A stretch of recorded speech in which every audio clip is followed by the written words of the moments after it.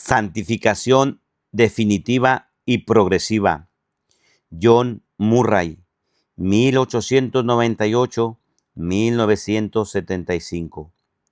Cuando hablamos de santificación, por lo general, pensamos en ese proceso por el cual el creyente se transforma gradualmente en su corazón, mente, voluntad y conducta, y se va conformando cada vez más a la voluntad de Dios y a la imagen de Cristo, hasta que al morir su espíritu incorpóreo es perfeccionado en santidad. Y en la resurrección, su cuerpo también será conformado a la imagen del cuerpo glorificado de Cristo. Es bíblico aplicar el término santificación a este proceso de transformación y conformación.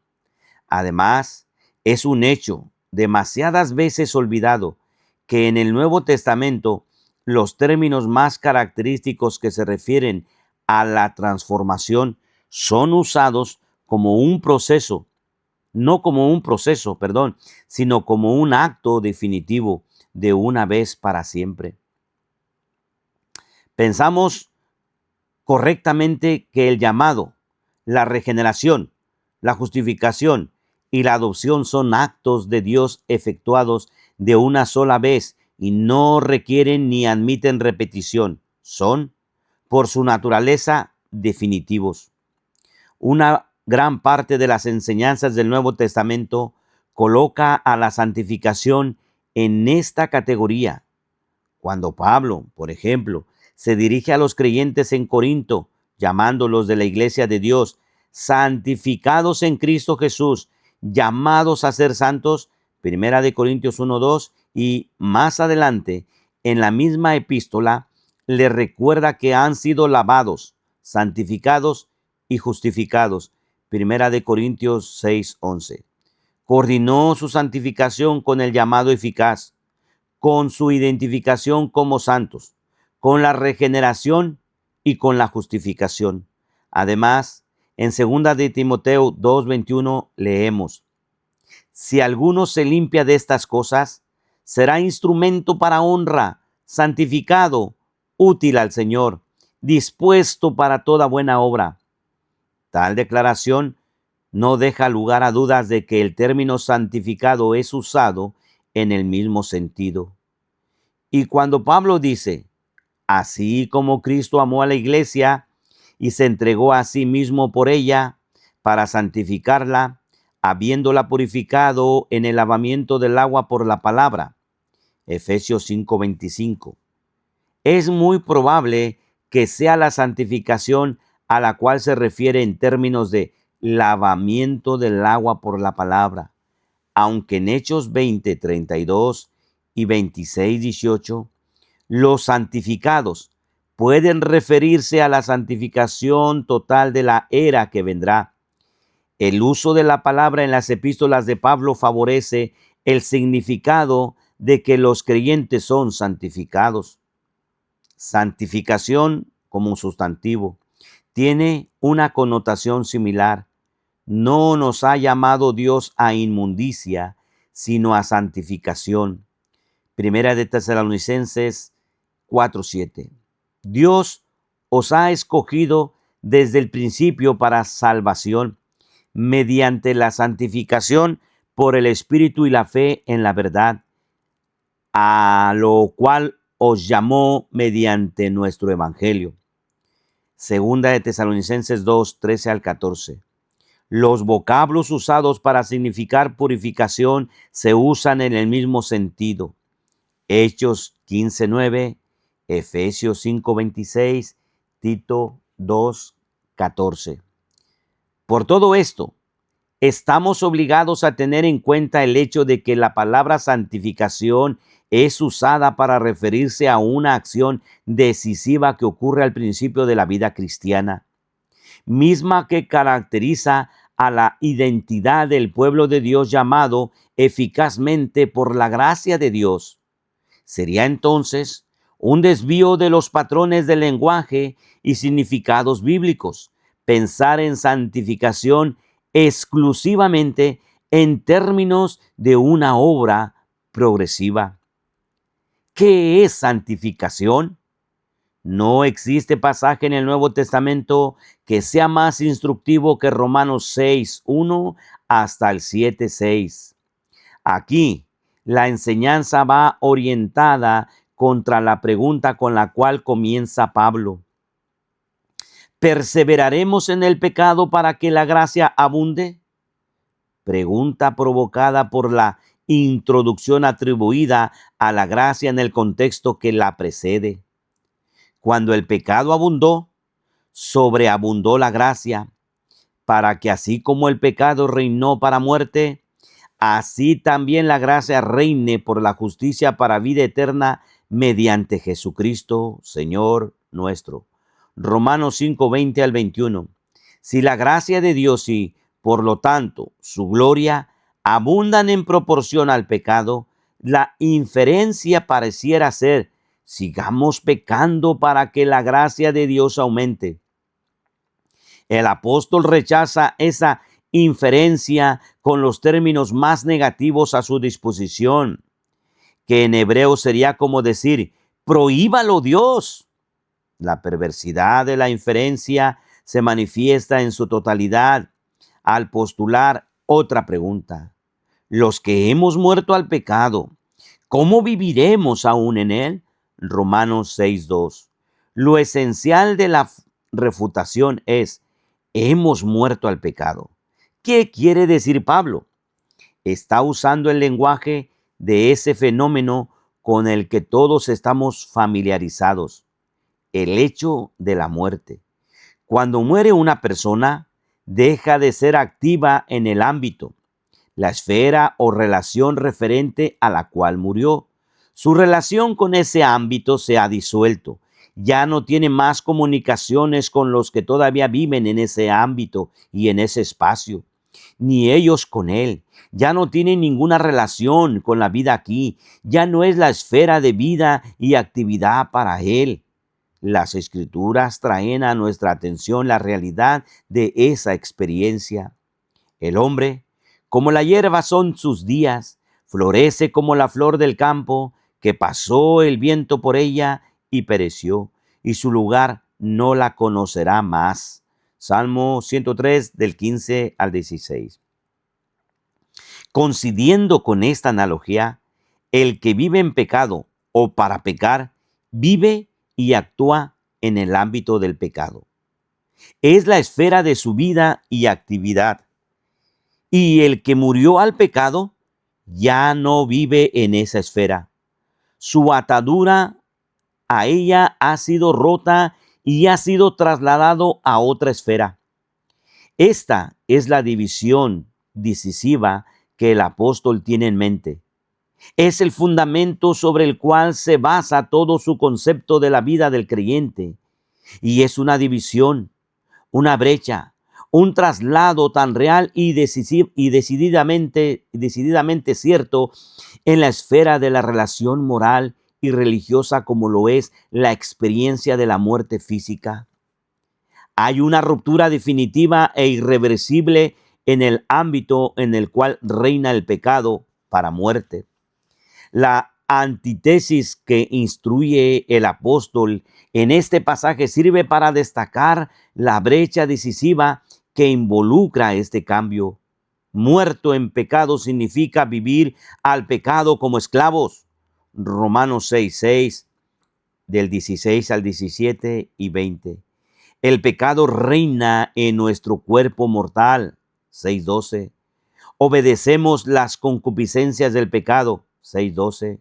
Presentamos nuestros miembros como instrumentos de iniquidad.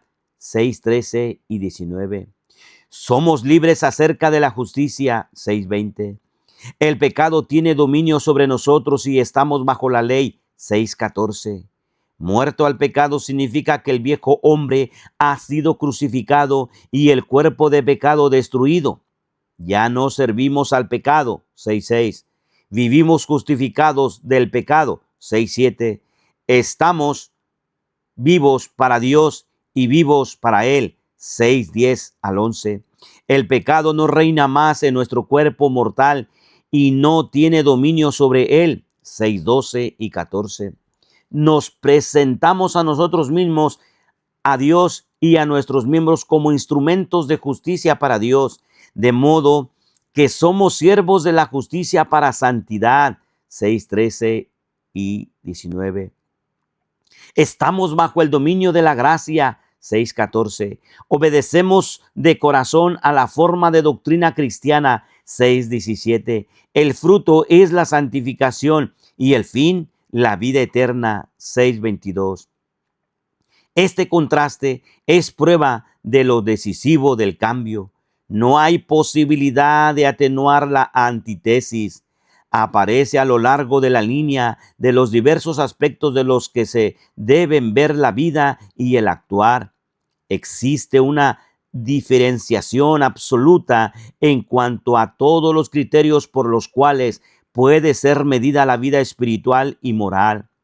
Esto significa que hay una brecha decisiva, definitiva, con el poder y servicio al pecado en el caso de todos los que alcanzan a estar bajo el control de las provisiones de la gracia.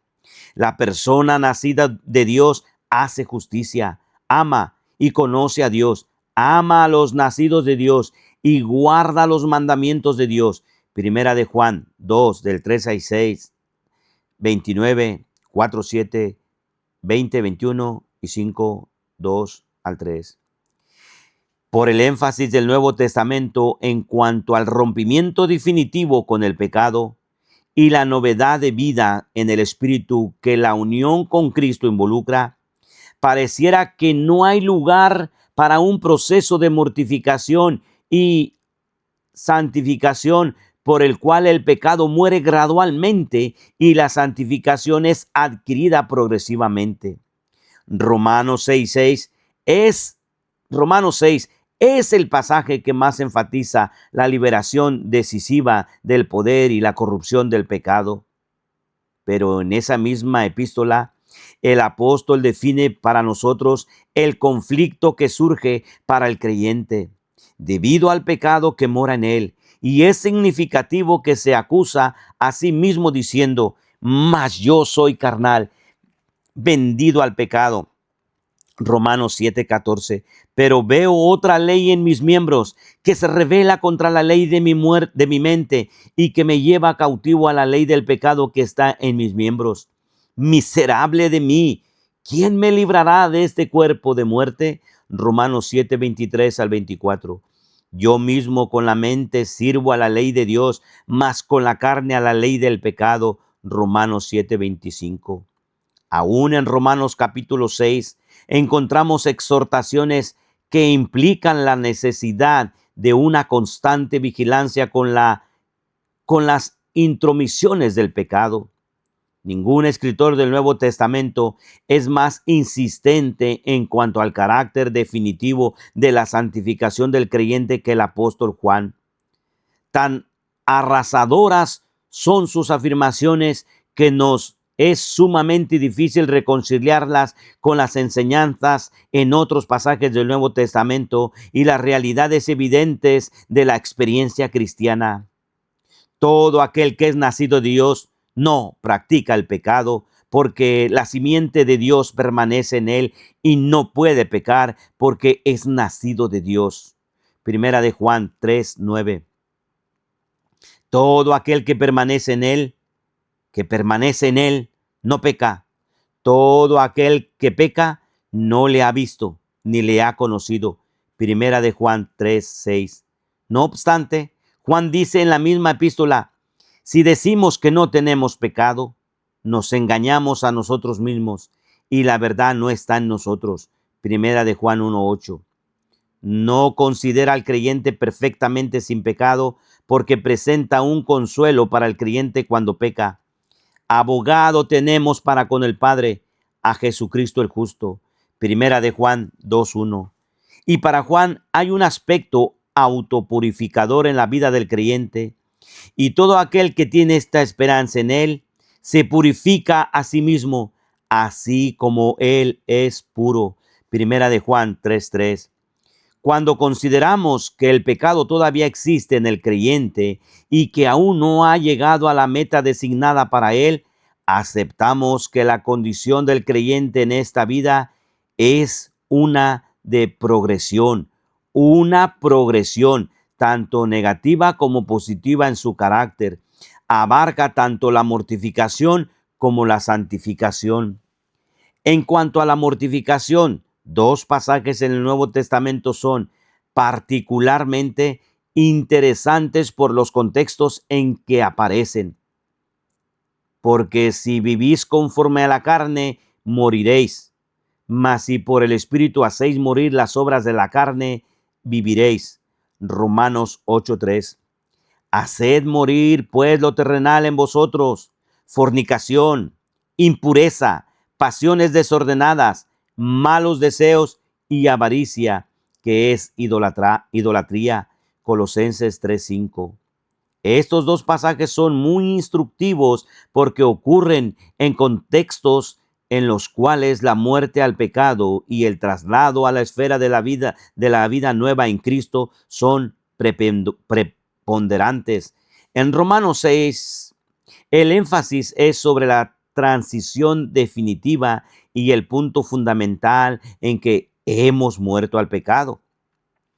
Pero en Romanos 8:13, el apóstol se dirige a los creyentes y dice claramente que tienen que poner de su parte para hacer morir las obras de la carne. Una obligación más digna de notar porque ha dicho anteriormente que el cuerpo del pecado había sido destruido. Romanos 6:6. Esta actividad se puede llevar a cabo solo por el poder y la gracia del Espíritu Santo, y es a la que se refiere Pablo cuando dice por el Espíritu. Por eso es una actividad en que se deben ocupar los creyentes, comparable al acto violento de matar. El contexto de Colosenses 5 contiene la misma reflexión sobre la muerte, una vez para siempre, del pecado por la muerte de Cristo.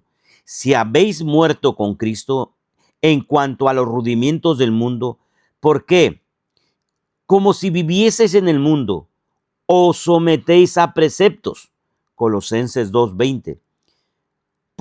Porque habéis muerto y vuestra vida está escondida con Cristo en Dios. Colosenses 3:3. La exhortación, haced morir pues lo terrenal en vosotros, surge de las proposiciones categóricas que la preceden. Resulta claro, como en Romanos 8:13, que la participación del creyente es incluida en este proceso. Por lo tanto, la implicación es que, a pesar de la muerte definitiva del pecado a la que se refiere Colosenses 2:20 y 3:3, el creyente no está tan libre del pecado en su lascivia y corrupción, y por lo tanto necesita ocuparse activamente de dar muerte a sus propios pecados. Este proceso tiene su mejor expresión particularmente en conocimiento y amor. La importancia dada al conocimiento y a la iluminación del entendimiento, veamos Efesios 1:17 y 18, Efesios 4:13 al 15, segunda de Pedro 3:18, de la verdad, refuerza la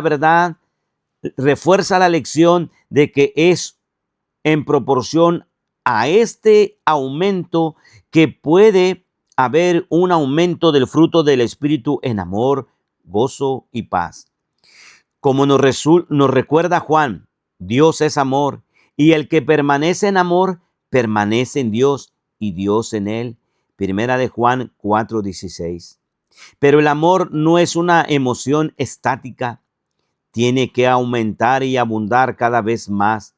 Veamos Filipenses 1:9, Primera de Tesalonicenses 3:12 y 4:10. Y el amor se alimenta de la comprensión creciente de la gracia y de la gloria de aquel que es amor y en quien se manifiesta el amor de Dios.